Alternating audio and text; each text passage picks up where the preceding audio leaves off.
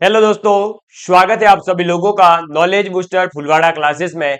मैं प्रवीण सिंह आप सभी लोगों के साथ में, जैसा कि आप सभी लोग जानते हैं, डेली क्लासेस लेकर के आ रहा हूं पशु परिचर भर्ती प्रतियोगी परीक्षा के लिए मैथमेटिक्स की। और मैथमेटिक्स के अंतर्गत मैंने सबसे पहले उस टॉपिक की शुरुआत की है जहां से आप लोगों को अंकों और संख्याओं के बारे में पता चलेगा कि गणित के अंदर अंक क्या होते हैं, संख्याएं कितने प्रकार की होती है और कौन कौन सी संख्याएं होती है, ताकि आप लोग जो है आगे आने वाले सभी टॉपिक के अंदर एक अपनी समझ विकसित कर सकें और आसानी से जो है आप क्वेश्चंस को सॉल्व कर सकें। हम लोगों ने कल लास्ट क्लास के अंतर्गत आप लोगों ने देखा होगा कि हमने पढ़ा था, क्या पढ़ा था? अंकों के बारे में और अंकों के मान के बारे में। और अंकों के मान मैंने बताए थे कि दो प्रकार से निकाले जाते हैं। एक तो उनका वास्तविक मान निकाला जाता है और दूसरा उनका मान होता है स्थानीय मान, जो उनके स्थान पर डिपेंड करेगा। अगर वो इकाई के अंक पर है तो क्या होगा, दहाई पर होगा तो क्या होगा, सैकड़ा, हजार, 10,000, लाख, 10 लाख, करोड़, 10 करोड़। इस प्रकार से जो है इनकी अलग अलग स्थान पर होने पर अलग अलग मान निकलता है हर एक अंक का। इसके साथ में आप लोगों को बता दूं कि पशु परिचर भर्ती प्रतियोगी परीक्षा के लिए पशुपालन विज्ञान नरोत्तम शर्मा सर पढ़ाने वाले हैं, दैनिक विज्ञान वंदना मैडम पढ़ाने वाले हैं, राजस्थान का इतिहास कला संस्कृति दीपक डागुर सर आपको पढ़ाएंगे, और राजस्थान का भूगोल एकदम अपडेटेड और बहुत ही आसान शब्दों के अंदर डीके स्वामी सर पढ़ाने वाले हैं। और मैथमेटिक्स तो मैं आप सभी लोगों को पढ़ा ही रहा हूं। इसी के साथ आपको बता दूं कि बहुत ही जल्दी सभी क्लासेस कंटिन्यूअसली इसी चैनल पर आपको मिलने वाली है टाइम टेबल के अनुसार। बहुत ही जल्दी हमारी टीम के द्वारा आप लोगों के लिए बुक वगैरह भी निकाली जाएगी पशु परिचर के लिए, और बहुत ही शानदार टीम आपके साथ में जुड़ करके आपको सफलता दिलाने के लिए आपके साथ मेहनत करने वाली है। आज का हमारा टॉपिक रहेगा, जो हमने कल समझा था कि भाई संख्या पद्धति क्या है, अंक क्या होते हैं और संख्या क्या होती है। आज हम देखेंगे कि संख्याएं जो है गणित के अंदर कितने प्रकार की होती है और उन संख्याओं से कैसे कैसे क्वेश्चन पूछे जा सकते हैं। चलिए, तो अब हेडिंग डालेंगे संख्याएं। आज अपन किसकी बात करने वाले हैं? संख्याएं। लिखिए, हेडिंग डालेंगे संख्याएं। यानी कि बेसिकली कल हमने ये देखा था कि अंक क्या होते हैं और अंकों के मान को देख लिया। अब संख्या क्या होती है, तो इन्हीं जो अलग अलग अपन ने कल देखे थे अंक 0 से लेकर के 9 तक के, उन अंकों को यूज करके जो आप एक अलग प्रकार की चीज आपके सामने क्रिएट कर देते हैं। जैसे कि आपने चार कोई अंक यूज किए, 1 2 3 4। अब ये वैसे तो 1 एक अलग से अंक है, 2 एक अलग से अंक है, 3 एक अलग से अंक है, 4 एक अलग से अंक है। लेकिन जब हमने इन चारों अंकों को मिलाया तो चारों अंकों को मिलाने पर एक संख्या बन गई 1234। तो ये जो संख्या है, अब इस संख्या के बारे में बात करेंगे कि गणित के अंदर संख्याएं कितने प्रकार की होती है, कौन कौन सी संख्याएं होती है, कौन सा संख्या किसके अंदर आती है। जैसे आपने नाम सुने होंगे कि पूर्णांक होते हैं, पूर्ण संख्या होती है, आपकी परिमेय संख्या होती है, अपरिमेय संख्या होती है, उन सभी के बारे में बात करेंगे। तो आज की हमारी हेडिंग क्या है? संख्या। ठीक है, चलिए अब बात करते हैं हम संख्या के वर्गीकरण की। तो संख्याएं बेसिकली गणित के अंदर सबसे पहले दो प्रकार की मानी गई है, और वो दो प्रकार कौन कौन से हैं ये आपको पूरा एजीटी उतार लेना है। ठीक है, दो प्रकार की मानी गई है। एक होती है वास्तविक, कैसी संख्याएं होती है? वास्तविक संख्याएं यानी रियल नंबर। और एक होती है काल्पनिक संख्या। कैसी होती है? काल्पनिक संख्या, जिसे आप इमेजनरी नंबर कहते हैं। ठीक, तो संख्याएं दो प्रकार की है, एक वास्तविक संख्याएं हैं और एक काल्पनिक संख्याएं हैं। हमें काल्पनिक संख्याओं के बारे में नहीं पढ़ना है, क्योंकि काल्पनिक संख्या यानी कि कॉम्प्लेक्स नंबर, और जो कि आपके 11th 12th के अंदर आपको पढ़ाया जाता है और हमारे अभी नहीं पढ़ने की जरूरत। ठीक, अब वास्तविक संख्याएं जो है इनके भी आगे जाकर के दो भाग बन जाते हैं। कौन कौन से दो भाग बन जाते हैं? तो एक आ जाती है आपके पास में परिमेय संख्या। कौन सी संख्या आती है? परिमेय संख्या यानी रेशनल नंबर। इनसे रिलेटेड क्वेश्चन पूछा जाता है। और दूसरी आ जाती है अपरिमेय संख्या। अपरिमेय संख्या, ठीक है। इस अपरिमेय संख्या और परिमेय संख्या को भी हम आगे विभाजित कर सकते हैं। तो परिमेय संख्या की बात करें, परिमेय संख्याएं होती है आगे जाकर के 3 भागों में डिवाइड। कितने भागों में डिवाइड हो जाती है? 3 भागों में डिवाइड हो जाती है। अब 3 भाग कौन कौन से हैं? तो एक आ जाता है आपके पास में प्राकृत संख्या, और दूसरा आपके आ जाता है पूर्ण संख्या यानी होल नंबर, और तीसरा आ जाता है आपके पास में पूर्णांक। क्या आ जाता है? पूर्णांक आ जाता है। अब ये जो प्राकृत संख्या है, नेचुरल नंबर है, इसको भी हम आगे डिवाइड करते हैं, और इसके आगे जाकर के 5 भाग है, और ये लास्ट है बस। अब इसे आगे डिवाइड नहीं करना है, ठीक है। तो इसमें पहला आ जाता है सम संख्या। कौन सी आ जाती है? सम संख्या। दूसरा आपके पास में आ जाता है विषम संख्या यानी ऑड नंबर। क्लियर? इसके बाद में तीसरा आपके पास में आ जाता है अभाज्य संख्या, यानी आपकी ऐसी संख्या जो विभाजित नहीं होती है, अभाज्य संख्या। और चौथा आपके पास में आ जाता है संयुक्त संख्या, कंपोजिट नंबर। और लास्ट 5वें नंबर पर आपके पास में आ जाता है सहअभाज्य संख्या यानी को प्राइम नंबर, सह अभाज्य। क्लियर? तो ये है आपके पास में संख्याओं का पूरा वर्गीकरण। अगर आपने ये वर्गीकरण याद कर लिया तो आपको बहुत ही आसानी होगी किसी भी संख्या को देखते ही ये पता करने में कि ये कौन सी संख्या है। तो संख्याएं कितने प्रकार की होती है गणित में? 2 प्रकार की। कौन कौन सी? अरे भाई बोलो रे, हैं? बोलो बोलो, चलो बोलो। तो 2 संख्याएं हैं, वास्तविक और काल्पनिक, रियल एंड इमेजिनरी नंबर। जो चीज इमेजिन है, अरे जो चीज है ही नहीं, कल्पना कर रहे हैं केवल, उसकी बात क्यों करें हम नहीं करेंगे। हम बात करेंगे वास्तविकता की, यानी वास्तविक संख्याओं की। अब वास्तविक संख्याएं भी आगे जाकर के 2 भागों में टूट गई। कौन कौन से 2 भाग? परिमेय संख्या और अपरिमेय संख्या। अब परिमेय संख्या आगे जाकर 3 भागों में, प्राकृत संख्या, पूर्ण संख्या और पूर्णांक। फिर इन प्राकृत संख्याओं को भी आगे जाकर हमने 5 भागों में बांटा, सम संख्या, विषम संख्या, संयुक्त संख्या, अभाज्य संख्या, सह अभाज्य संख्या। ठीक है। अब हम जो है इन सभी के बारे में बात करने वाले हैं।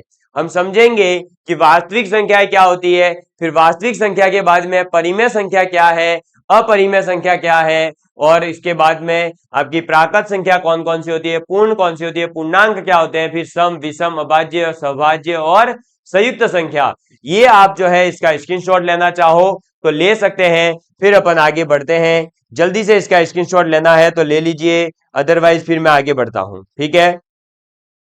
आपको पहले ही बता दूं कि ये सब चीजें बहुत ही काम की है, इनको अच्छे से लिखिएगा, अदरवाइज आपको बाद में जो है पछतावा होगा और कुछ नहीं होगा, ये और बता दूं। चलो देखो, अब वास्तविक संख्या। वास्तविक संख्या के बारे में अगर मैं बात करूं तो ऐसी संख्या होती है जिसे आप नंबर लाइन के ऊपर यानी संख्या रेखा के ऊपर प्रदर्शित कर सकते हैं। क्या कर सकते हैं? संख्या रेखा के ऊपर यदि आप किसी संख्या को प्रदर्शित कर सकते हैं तो वह एक वास्तविक संख्या होती है। अब आप लिख लीजिए वास्तविक संख्या के बारे में। वास्तविक संख्या, रियल नंबर। अब वास्तविक संख्या क्या होती है? तो वास्तविक संख्या का मतलब वे संख्या, वे संख्या जिसे जिसे नंबर लाइन यानी संख्या रेखा पर, संख्या रेखा पर प्रदर्शित प्रदर्शित कर सके। ठीक है। तो वे संख्या जिसे आप संख्या रेखा के ऊपर प्रदर्शित कर सको। अब संख्या रेखा क्या होती है? तो संख्या रेखा जो है बेसिकली एक इस प्रकार से आप लाइन खींचते हैं और इसके ऊपर अपन माइनस इनफाइनाइट से लेकर के प्लस इनफाइनाइट तक जो है संख्याओं को लिखते हैं। इसके बीच में कहीं एक जीरो आ जाता है, जीरो के इस साइड में अगर आगे बढ़ोगे तो आप पॉजिटिव संख्या लिखते हो, 1 2 3 4 इस प्रकार से इनफाइनाइट तक। और यदि आप जो है इसके लेफ्ट साइड में आ जाते हैं तो आप लिखते हैं माइनस में संख्याएं। क्या लिखते हैं? माइनस में लिखते हैं। और कहां तक? माइनस इनफाइनाइट तक हम इन संख्याओं को लिखते हैं। समझ में आ गई बात? अब ये जो संख्या रेखा है, ये संख्या रेखा की एक बहुत ही शानदार सी विशेषता होती है कि इस संख्या रेखा को जितना ज्यादा आप गहराई से देखोगे, जितना ज्यादा आप इसको सूक्ष्मतम स्तर पर आप इसके जाने की कोशिश करोगे, तो इसके अंदर नई से नई संख्याएं आपको मिलती रहेगी। ऐसा कहा जाता है, आपने 10th क्लास जो है अगर पढ़ी होगी, 10th पास हो ना? हाँ, अरे भाई पशु परिचर का फॉर्म भरा है, 10th तो पास ही होंगे, इसमें क्या बात हुई सर? है तो देखो, नहीं आजकल क्या है, घोटाले बहुत चल रहे हैं ना, तो कहीं पता चला कि 10वीं पास भी नहीं थे, फॉर्म भर दिया था। ऐसा मत करना, 10वीं पास हो। अब 10वीं पास विद्यार्थी ने गणित के अंदर ये जरूर पढ़ा होगा कि हम दो संख्याओं के बीच में यदि मैग्नीफाइंग गिलास लगाते हैं, यानी कि जो हमारे पास में एक गणित आपने विज्ञान के अंदर पढ़ा होगा, एक आता है अपना गिलास आता है, कांच आता है, जिसे अपन लेंस भी कहते हैं। और वो लेंस क्या करता है? तो दो चीजों को बहुत बड़ा रिप्रेजेंट करने का कार्य करता है। अगर आप मैग्नीफाइंग गिलास, आवर्धन क्षमता वाला कोई गिलास लेते हैं, कोई कांच लेते हैं, लेंस लेते हैं, तो मैग्नीफाइंग लेंस जो होता है वो इस एक और दो के बीच में, इस एक और दो के बीच में क्या क्या संख्याएं उपस्थित है वो भी बता देता है। इन दो संख्याओं के मध्य, एक और दो के बीच में क्या क्या उपस्थित होंगे? तो इनके बीच में होगा 1.1, 1.2, 1.3, 1.4, ऐसे ही 1.9, फिर आ जाएगा 2। और अब अगर मैं इस एक और 1.1 के बीच में भी अगर मैं गिलास लगा दूं तो ये क्या बताएगा? तो ये बताएगा 1.11, 1.12, 1.13, 1.14, 1.15, 1.1.9, ऐसे। समझ में आई बात? तो इस प्रकार से ये जो हमारी नंबर लाइन है, संख्या रेखा है, इसके ऊपर यदि आप किसी संख्या को डिनोट कर सकते हैं, प्रदर्शित कर सकते हैं, तो ऐसी संख्याओं को वास्तविक संख्याएं कहते हैं। और साथ ही साथ ये भी ध्यान रखना कि वास्तविक संख्या रेखा पर जब आप संख्या रेखाओं पर प्रदर्शित करते हैं, तो संख्या रेखाओं के ऊपर दो संख्याओं के मध्य यदि आप मैग्नीफाइंग ग्लास लेकर के देख रहे हैं, उसको बड़ा करके देख रहे हैं, तो उसके बीच में वो बहुत सारे नंबर होंगे। फिर आपने और बड़ा किया तो और बहुत सारे नंबर, दो संख्याओं के बीच में अनंत संख्याएं उपस्थित होती है। ये मैं कहना चाहता हूं, कहां पर? संख्या रेखा पर। तो वास्तविक संख्या क्या होती है ये आपको समझ में आ गया होगा। इसकी डेफिनेशन आपसे कोई नहीं पूछ रहा है, बस ये तो ध्यान में होनी चाहिए। वास्तविक संख्या का मतलब केवल इतना है कि वह संख्या जो है आपने कहीं ना कहीं देख रखी होगी। अगर उस संख्या के साथ में ऐसा वर्ड लग जाए, ये वाला कौन सा? आयोटा। ये अगर आई कहीं पर किसी भी संख्या के साथ जुड़ा हुआ हो तो आप कहते हो काल्पनिक संख्या। अदरवाइज जितनी भी संख्या है, सभी की सभी संख्याएं कैसी है? वास्तविक है। समझ में आ गई बात? क्लियर? तो काल्पनिक संख्या और वास्तविक संख्या में अंतर इतना ही है, अगर आयोटा आ जाए तो आप काल्पनिक कह देते हो, बाकी जो भी संख्याएं आपको दिखाई देगी वो सभी वास्तविक है। अब ज्यादा इंपॉर्टेंट जो चीज है वो ये है कि वास्तविक संख्या के दो भाग हैं। कौन कौन से? परिमेय संख्या और अपरिमेय संख्या। और बात आ जाती है कि जब एग्जाम में आपसे पूछा जाता है कि परिमेय संख्या कौन सी है, अपरिमेय संख्या कौन सी है चारों ऑप्शन में से, तब हमारे को जो है हमें फंसा दिया जाता है, तब हमारी हालत खराब हो जाती है। क्योंकि हम तो ये रट्टा मार के गए हुए होते हैं कि P अपॉन Q के रूप में लिखेंगे तो परिमेय, नहीं लिखेंगे तो वो, जबकि वहां तो आ जाती है रूट वाली संख्या। अब √2 आ गई, √5 आ गई, फिर क्या करोगे? तो इसलिए ध्यान से समझिएगा। और अब बात करते हैं परिमेय संख्या की। लिखेंगे हेडिंग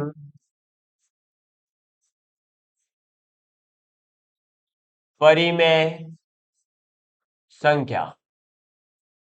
इंग्लिश में इसको कहते हैं रेशनल नंबर।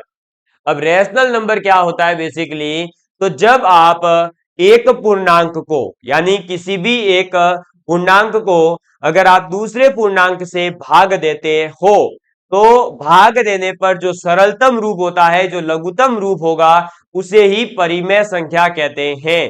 आप डेफिनेशन लिखेंगे, अच्छे से बाद में याद करवाऊंगा और इसके क्वेश्चंस करवा के आपको सब चीजें समझा दूंगा। लेकिन अभी एक बार इसकी डेफिनेशन लिखो बढ़िया तरीके से कि जब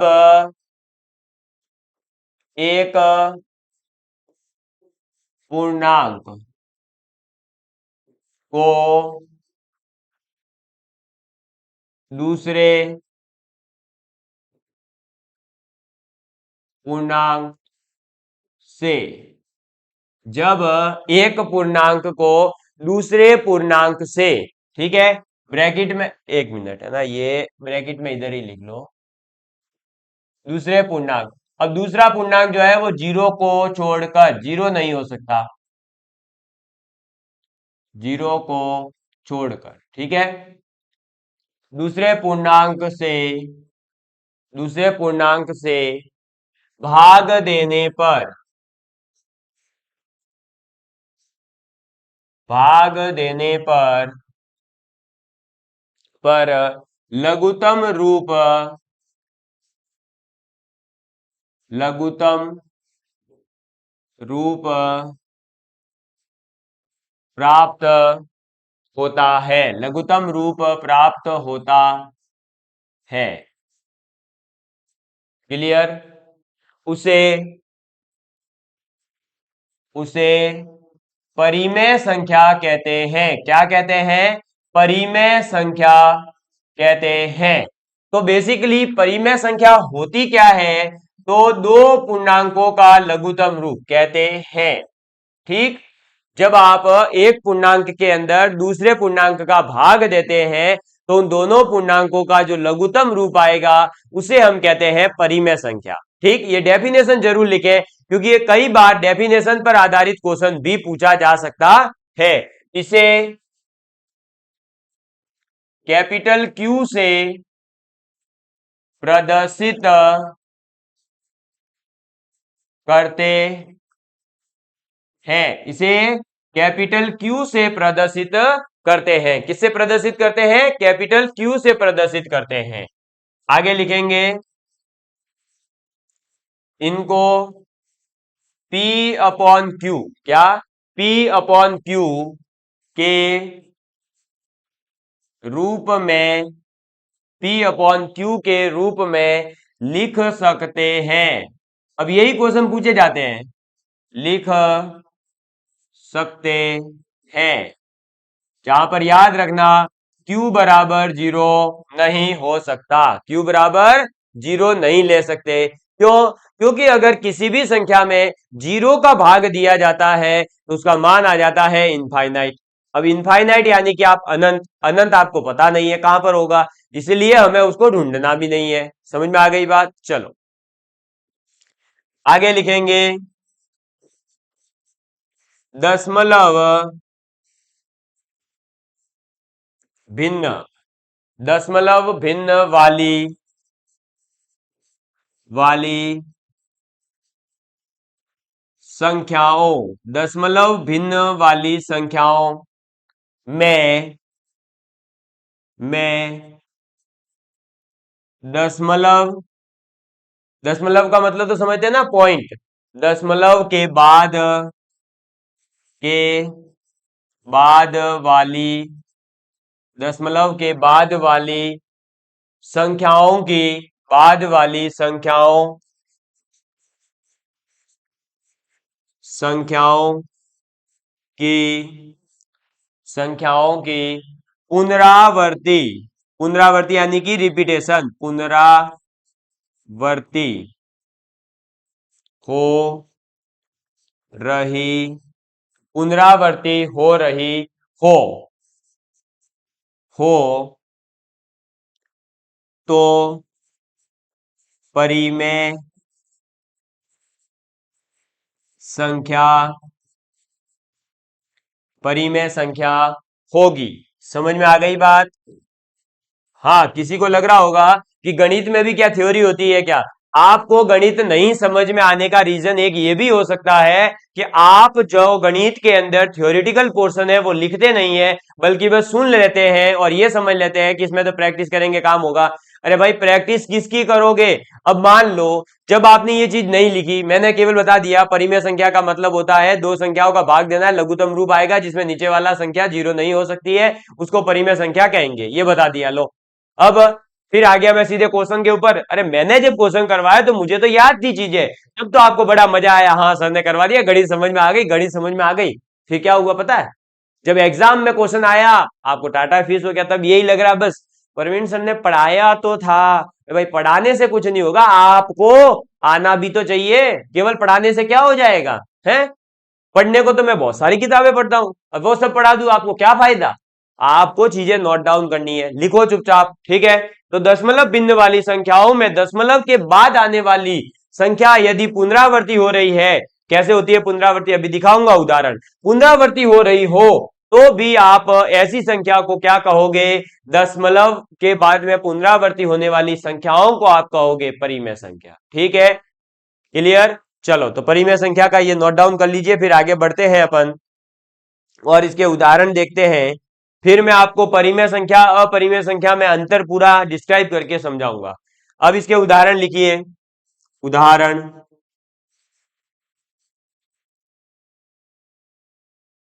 क्या लिखेंगे? उदाहरण लिखेंगे। देखिए इसके उदाहरण क्या है, आप इसका उदाहरण ले सकते हैं एक, दो, तीन, जो इनफाइनाइट तक आपकी संख्या है वो सभी। ठीक, इसके बाद में एक बटे दो, एक बटे तीन, एक बटे पांच, ये सभी इसके उदाहरण हो जाएंगे। क्लियर? इसके बाद जो ये मैंने थर्ड पॉइंट लिखवाया कि दशमलव के बाद वाली संख्याओं की पुनरावृत्ति हो रही हो, यानी अगर कहीं पर लिखा हुआ है 1.222222222 ऐसे, या 1.3333333, ये इनफाइनाइट तक रिपीटेशन हो रहा हो, तो आप ऐसी संख्याओं को क्या कहोगे? परिमेय संख्या कहोगे। इसके अलावा उदाहरण आप ले सकते हो, जैसे √25 कहीं लिखा हुआ है, √4 लिखा हुआ है, यानी कि जो पूर्ण वर्ग संख्याएं होती है उनके ऊपर अगर कहीं पर स्क्वायर रूट लगा हुआ है, तब भी आप ऐसी संख्याओं को परिमेय संख्या कहोगे। मैं इसको ऊपर कर देता हूं, लिखिए इसको, है ना? जल्दी लिखेंगे फटाफट। फिर अपन परिमेय संख्याओं के बाद अब अपरिमेय संख्याओं की बात करेंगे। और मेरे प्यारे प्यारे दोस्तों, आप सभी लोगों के लिए यदि हम लगातार क्लासेस लेकर के आ रहे हैं, तो आपका भी फर्ज बनता है कि आप लगातार क्लास के अंदर जुड़े रहें और अपने दोस्तों को जो है क्लासेस ज्यादा से ज्यादा शेयर करें, ताकि हमें भी मोटिवेशन मिले और आप लोगों को और भी अच्छा कंटेंट, और भी ज्यादा एनर्जी, और भी ज्यादा जो है नया नया पोर्शन लेकर के आपको पढ़ाने का प्रयास किया जाए। देखिए अब हम लिखेंगे अपरिमेय संख्या के बारे में, फिर इसके जो क्वेश्चन वाला पोर्शन आएगा उस पर बात करेंगे। लिखिए अपरिमेय संख्या। अब मैं यहां पर स्लाइड बना करके नहीं लाऊंगा कि पहले से लिखा हुआ है मैं आगे पढ़ लूं और बस आप थ्योरेटिकल नहीं भाई, जो चीज लिखवानी है वो आपको भी लिखनी पड़ेगी, तब काम आएगा, तब मजा आएगा। अब देखो अपरिमेय संख्या क्या, तो ऐसी सभी संख्याएं जो परिमेय है वो तो परिमेय हो जाएगी, तो बची हुई कौन सी होगी? आपकी सीधी सी बात है अपरिमेय, यानी ऐसी संख्याएं जिनको आप पी अपॉन क्यू के रूप में नहीं लिख सकते, तो लिखेंगे ऐसी संख्याएं, ऐसी संख्याएं जिनको P अपॉन Q के रूप में नहीं लिख सकते, नहीं लिख सकते हैं। यानी ऐसी संख्याएं जिनको आप P अपॉन Q के रूप में नहीं लिख सके उनको ही अपन क्या कहेंगे, अपरिमेय संख्या कहते हैं। ठीक है, इनका कोई निश्चित अंत नहीं होता, इनका कोई निश्चित यानी फिक्स निश्चित अंत नहीं होता है। अब निश्चित अंत नहीं होता है इसका मतलब क्या है, निश्चित अंत तो इसका भी नहीं हो रहा, 1.33333333 इनफाइनाइट तक आ रहा है, तो ये क्या एक अपरिमेय संख्या है? नहीं, ऐसे ही कंफ्यूज होते हो आप।